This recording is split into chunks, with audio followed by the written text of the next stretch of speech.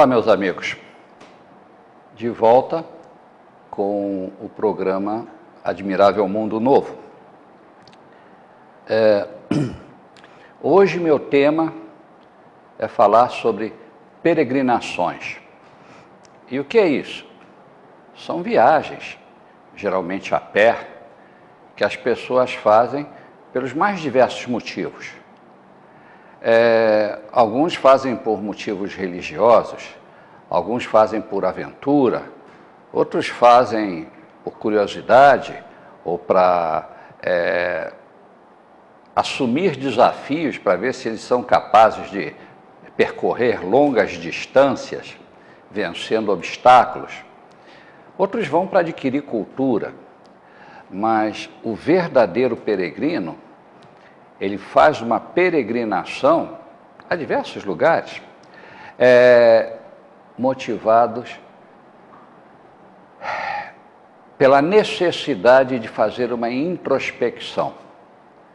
Normalmente são pessoas que atravessam problemas que eles consideram intransponíveis na vida e eles ficam assim com a cabeça quente, que nem a do gato que eu já mostrei a fotografia no programa passado, mas sempre é atual. O gato com a cabeça quente. Então, coloca-se um saco de gelo para esfriar as ideias. Então, vejam aí o gato, né? E se vocês estiverem se sentindo dessa forma, com a cabeça quente, na realidade vocês precisam fazer uma introspecção. E nenhum ambiente mais propício do que uma peregrinação. Acredito que a peregrinação mais atual e famosa nos dias de hoje seja o famoso Caminho de Santiago, na Espanha, em que você sai lá nos Pirineus e na fronteira da França com a Espanha e anda 800 e poucos quilômetros e chega na Catedral de Santiago. E lá você assiste uma missa, ganha um diploma e você vai notar que quando você sai dali, você vai dizer, eu mudei, não sou mais o mesmo, minha cabeça esfriou. Então, para que vocês tenham uma ideia, porque eu fiz essa aventura tem já 10 anos atrás, e ela está muito presente em mim, eu vou mostrar alguns slides em que vocês verão os pontos altos dessa caminhada. Então, a primeira foto que eu tenho para mostrar a vocês é eu logo no início da caminhada, cheio de curiosidade, cheio de entusiasmo, e aí eu comecei a caminhar e em determinado momento cheguei numa cidade chamada Roncesvalles, que ela é histórica, porque lá pelo início do ano 1000 e poucos, por aí, ali ocorreu uma batalha famosa entre o exército de Carlos Magno, imperador da França naquela época, e os sarracenos, os árabes, que estavam invadindo a Europa, notadamente a Espanha. Eles já tinham invadido o sul da Espanha e queriam invadir a região leste da Espanha. Então, amigos, ali houve uma batalha parecida com aquela batalha dos 400 guerreiros que defenderam o desfiladeiro das Termópilas, na antiga Grécia. Os sarracenos entraram, porque eram uma garganta estreita, mas os 400 cavaleiros franceses resistiram o que puderam e foram dizimados a fio de espada. Então, nesta fotografia que vocês estão vendo, vocês vão ver o monumento àquela batalha memorável que cavaleiros procuraram deter o avanço sarraceno. Nessa região, perto de Pamplona, quando você desce os Pirineus, você chega em Pamplona, que é considerada uma região basca. Lá se fala o euskera. Euskera é o idioma basco. E vocês têm aí uma fotografia da placa de uma rua. em que vocês têm o nome da rua em espanhol e embaixo a tradução em euskera, no idioma basco. Vejam que é bem diferente. Na época em que eu fiz a minha peregrinação, eu escolhi o outono. Então, eu cheguei lá já outubro iniciado e fui nessa peregrinação até novembro. Em novembro, o inverno já estava se aproximando bem. E na região das planícies, tudo bem. Dá para aguentar a temperatura, que varia entre 18 graus, 5 graus, mas conforme a gente vai subindo as montanhas, e é o momento que a gente já começa a pegar as montanhas cantábricas, então a gente atravessa os Pirineus, desce para a planície e depois sobe as montanhas cantábricas. Ali o frio começa a se fazer presente, então fica entre, mais ou menos entre 15 graus, 1 grau, 0 grau. Mas não é a temperatura que assusta, é a sensação térmica, porque são lugares altos, venta muito, chove muito e a sensação térmica é de muito menos que 0 grau. Então, lá tem uma característica interessante nessa época do ano, outubro, novembro, por aí. 7 horas da manhã é noite fechada. E eu saía para caminhar todo dia às 7 da manhã. 8 horas da manhã, os primeiros clarões do alvorecer estavam aparecendo e o dia só ia raiar mesmo a partir das 9 da manhã. Então, vejam, para o caminhante avisado, a lanterna era imprescindível para poder começar a caminhar a partir das 7 da manhã. Vocês, nessas próximas fotos, vão ver o céu às 7, o céu às 8 da manhã e o céu às 9 da manhã. Outra coisa também que muitas pessoas que têm vontade de fazer o Caminho de Santiago perguntam, sim, e como é que você se guia? Bom, eu devo dizer que o caminho é todo indicado, eles têm inúmeros sinais que você tem que estar avisado e procurá-los para você se orientar. Isso se você não tiver mapa. E modernamente, você usa um GPS, não tem como se perder. Mas os sinais são de diversos tipos. Você pode encontrar sinais em pedras do caminho, em árvores do caminho, em paredes de casas do caminho, e também existem monumentos, né? Alguns deles muito bonitos, que indicam a direção da Catedral de Santiago de Compostela. Então, vocês vão encontrar as próximas 6 fotografias mostrando diversos sinais que os peregrinos vão se guiando por eles para encontrar a rota certa. Outra coisa que me perguntam também, e a comida? Como é que vocês se viram para comer? Na realidade, a Espanha é um país que, no máximo de 5 em 5 quilômetros, tem um povoadozinho. Então, é muito difícil você ficar uma grande distância sem ter nada para comer. E, na realidade, se você gosta de comer e não liga para comer in natura, fome você não passa.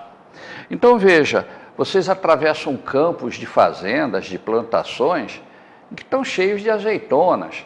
Aí você faz um sinal lá para o lavrador, para o fazendeiro, posso comer? Aí o cara diz, venha, venha. E ele já te dá as azeitonas curtidas nos barris e tudo.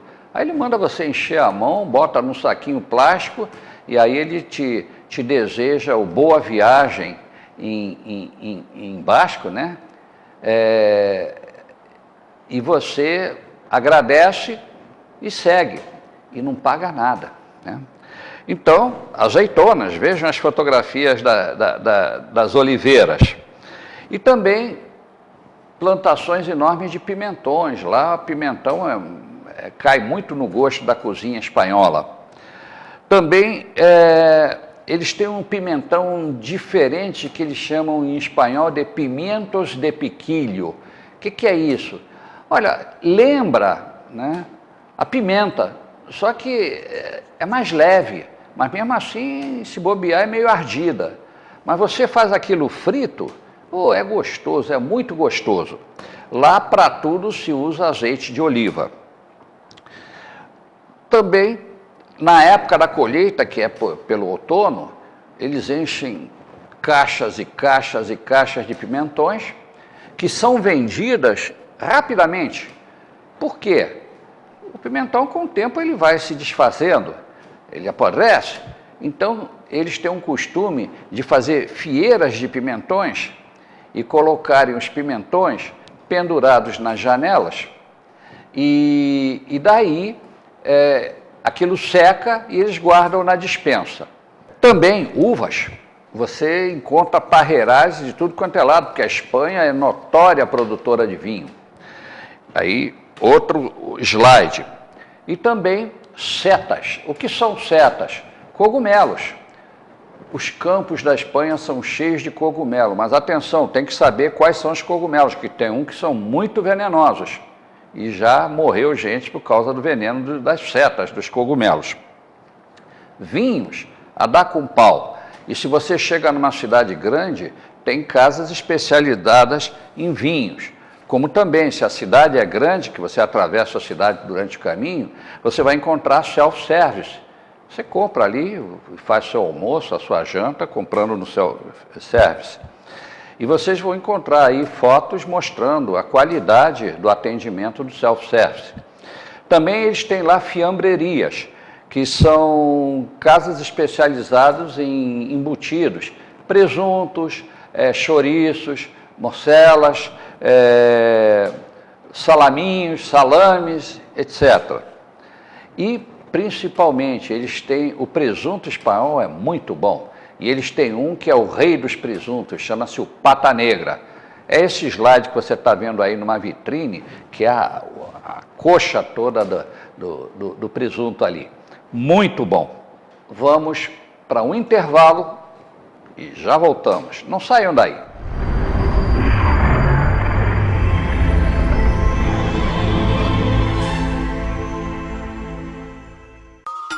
Olá, estamos começando mais um programa. Tudo muito relacionado, né? Você assiste a TV Floripa em seu computador.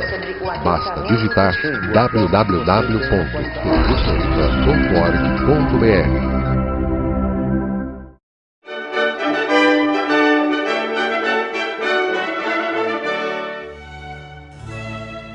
O centro histórico é o cenário afetivo de Florianópolis. A alma de uma antiga cidade portuária, com sua alfândega, seu mercado que sempre acolheu através do tempo o comércio e as tradições da sua gente.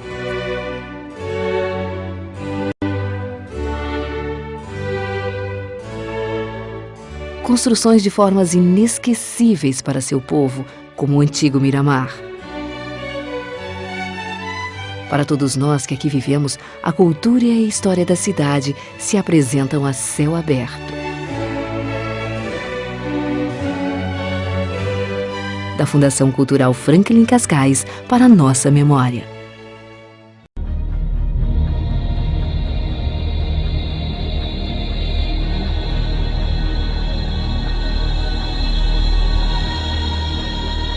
TV Floripa. Você vê, você ouve, você sente a diferença.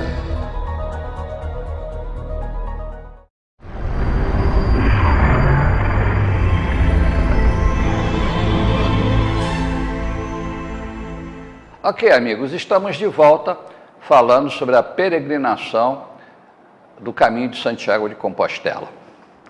Então, depois que a gente resolve o problema da comida, aí nós temos que ver se a nossa preparação física foi boa ou não foi. E aí nós vamos encontrar todo tipo de terreno que de um jeito ou de outro nós vamos ter que atravessar. Temos estradas asfaltadas, temos charcos de água, temos caminhos de terra que se perdem na linha do horizonte, tem montanhas que sobem, tem montanhas que descem, tem de tudo. Então, só para vocês terem uma noção da variedade de paisagens, nós temos 1, 2, 3, 4, 5 fotos mostrando o que é que a gente encontra no caminho, principalmente muitas ruínas de coisas da Idade Média. Muros, a maior parte das cidades espanholas são muradas. E torres de vigia, coisas muito bonitas. Em algumas cidades, principalmente em Navarra, você encontra os túmulos dos reis e rainhas de Navarra. Então lá, à disposição de quem quiser visitar, para nos dar uma lição de que tudo é efêmero, inclusive o poder da realeza. Então, eu acho que todos os políticos deviam de visitar isso para dizer assim, puxa, esse pessoal foi tão poderoso, fez tanta coisa, e hoje está aí, ninguém dá a menor bola para eles. Isso dá o que filosofar, gente. Nós temos 4 fotos sobre os túmulos dos reis de Navarra, que valem a pena você ver, são muito bonitas, e principalmente os túmulos são muito antigos, praticamente 1000 anos de idade cada um. Há uma cidade que é muito histórica da Espanha e é muito importante também, chama-se a cidade de Burgos. E o que é que tem em Burgos de especial? Bom, sua arquitetura, as suas obras de arte, o seu comércio, bons restaurantes, mas principalmente em Burgos nasceu o famoso El Cid Campeador, herói nacional da Espanha. E ele nasceu em Burgos, por certa fase da vida ele viveu em Burgos, ele, a esposa que se chamava Dona Ximena, e ele teve 2 filhas, ele não teve filhos varões. E bem, ele sabe-se historicamente que ele morreu à beira-mar na província de Valência, e anos mais tarde ele foi transferido, os seus restos mortais, junto com os restos mortais de sua esposa, a Dona Ximena, e ele foi transferido para a Catedral de Burgos. Então, vocês nas próximas fotos vão encontrar uma vista da cidade de Burgos, uma vista da Catedral, uma fotografia da estátua equestre do Cid Campeador, empunhando uma espada, outra estátua com a Dona Ximena, finalmente uma foto da lápide do túmulo que está depositado na nave central da Catedral de Burgos.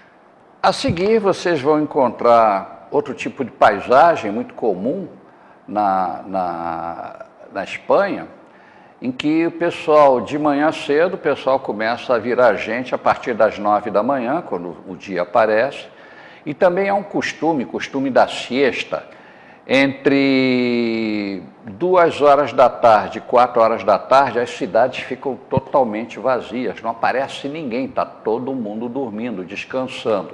Depois eles emendam um horário de trabalho. Então você tem aqui uma foto mostrando uma paisagem deserta, e você, peregrino, não tem esse negócio de dormir a sesta, você vai andando e você diz, meu Deus, eu estou andando numa cidade fantasma. Outra coisa também é a segurança do caminho. Eu cansei de passar por cidadezinhas que tinham um armazém, os armazéns são pequenos, é natural que o peregrino largue a mochila e entre no armazém. Quando ele volta, a mochila está no mesmo lugar em que ele largou e ninguém mexe na mochila dele. A seguir, vocês vão encontrar algumas paisagens também, uns 2 arquivos.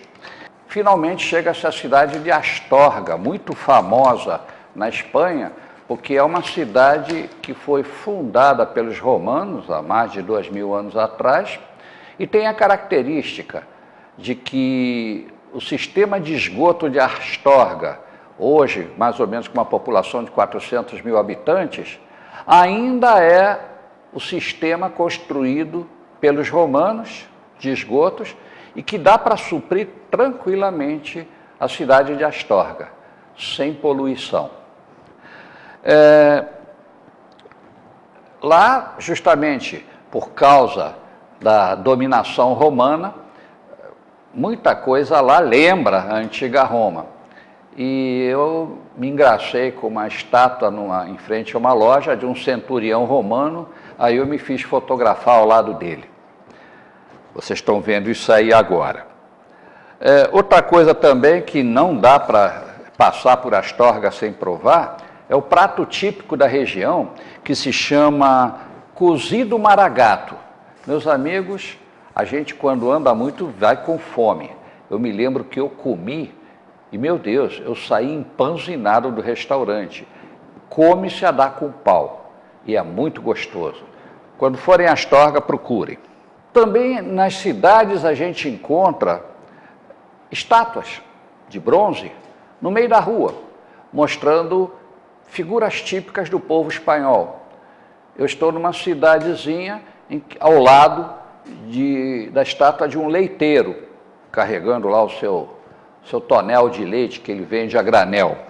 Dos 800 quilômetros de extensão da França até a Catedral de Santiago, 600 quilômetros eu fiz sozinho.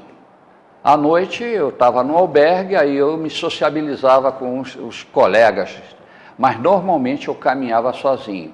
E nessa caminhada eu me introspectava. Eu me perdoei dos meus erros, eu dei gargalhadas das mancadas que eu dei pela vida fora, e cá entre nós quem não deu. E também me felicitei por decisões corretas que eu tomei na vida e me xinguei pelas decisões erradas que eu tomei na minha vida. Mas, enfim, valeu porque me deu tempo de entrar em paz interna. Eu vivi, a partir de então, em paz comigo mesmo. Porque o que eu tinha que me xingar pelas coisas erradas, eu me xinguei. E o que eu tinha que me elogiar pelas coisas certas, eu me elogiei. Resumindo, voltei da Espanha com um tremendo equilíbrio espiritual. Bom, a partir do momento que eu entrei na Galícia, faltavam 200 quilômetros para terminar o caminho, a Galícia é uma região muito cheia de florestas, e eu disse, vamos ser prudentes. O ideal era parar de andar sozinho e me juntar a um grupo. E quis o destino que eu encontrasse um casal, casado, que mora em Barcelona, e tinha também uma grande amiga do casal que estava junto. Aí eu me juntei a esses três e começamos a caminhar juntos, parando nos mesmos albergues, comendo juntos, conversando juntos, caminhando juntos, etc. Então, nós tiramos a primeira fotografia numa região chamada Ponferrada, onde tem um castelo templário do ano 1100. Vocês verão, então, duas fotos das novas amizades que eu fiz, duas fotos do castelo templário e uma fotografia, porque ninguém é de ferro, tirada numa cervejaria em Ponferrada, que dá de frente para o castelo. A parede da cervejaria é toda de vidro, aquilo é tudo iluminado, você vê as paredes do castelo iluminadas e você toma uma cervejinha enquanto o vento está gemendo lá fora. Essa cerveja que vocês estão me vendo, não se espantem, ela é verde assim mesmo. É uma cerveja holandesa feita de clorofila, vivendo e aprendendo. Finalmente chegamos ao famoso Sebreiro, imortalizado na obra de Paulo Coelho. Eu pensei que eu ia encontrar uma cidade fantasma. Erro meu. Eu encontrei uma cidade em que tem gente. Por causa do frio, por causa da chuva, chove muito na Galícia, a cidade estava vazia, mas dentro de casa tinha gente, com certeza. Então eu mostro para vocês uma tempestade que nos pegou de mau jeito no Sebreiro, culminou com uma chuva de granizo que fez estrago. O granizo batia na gente e doía, né? Eu até machuquei um pouquinho a ponta do meu olho. Outra coisa interessante é que a gente suja muito os pés, por isso que não vale a pena ir de tênis para fazer esse caminho. O ideal é ir de botas. E volta e meia, mesmo tomando cuidado e tudo, a gente tem que parar diariamente para cuidar dos pés, porque dá muita bolha. O terreno é muito desigual. Finalmente chegamos ao fim do caminho e entramos em Compostela. Então, As próximas duas fotos são a nossa chegada em Compostela. Fizemos uma confraternização naquela noite, um jantar. Depois, no dia seguinte, fomos para a catedral, entregamos, visitamos o túmulo de Santiago, entregamos o nosso passaporte todo carimbado das cidades que nós tínhamos indo na secretaria, recebemos a compostelana, o diploma de peregrino e assistimos também à missa. Depois disso, nós ainda tínhamos fomes de bola. O que é que nós fizemos? Planejamos a ida para Finisterre, 200 quilômetros montanha abaixo. E todas essas fotografias que vocês podem ver, vocês vão ver que apesar do frio intenso, nós ainda estávamos entusiasmados para continuar a nossa peregrinação. Conseguimos finalmente chegar ao Cabo Finisterre uns 3, 4 dias depois, de noite, e fizemos uma despedida de um jantar. Foi um prato de frutos do mar com o famoso vinho branco da Galícia. Vejam bem as expressões de tristeza, porque no dia seguinte nós íamos nos despedir. Mas eu ainda fui com a minha esposa, depois disso, visitar a Espanha. E eu acabei indo para Barcelona, onde eu me encontrei de novo com meus amigos, e nós fizemos o reencontro. E para finalizar a apresentação, eu estou mostrando para vocês uma foto durante o caminho em que nós nos mostramos com as botas todas sujas de lama. E a seguir, a última foto, a foto em Barcelona com a gente com as botas limpinhas. Que diferença, né? Mas tenho certeza que todos os meus amigos lá de Barcelona concordam comigo de que foi muito mais alegre quando a gente estava com as botas sujas. Amigo, espero que tenham gostado do programa e nos veremos semana que vem, neste mesmo dia, neste mesmo horário. Por favor, entrem em contato comigo, terei muito prazer em conversar com vocês via e-mail ou via telefone. Até a próxima, se Deus quiser.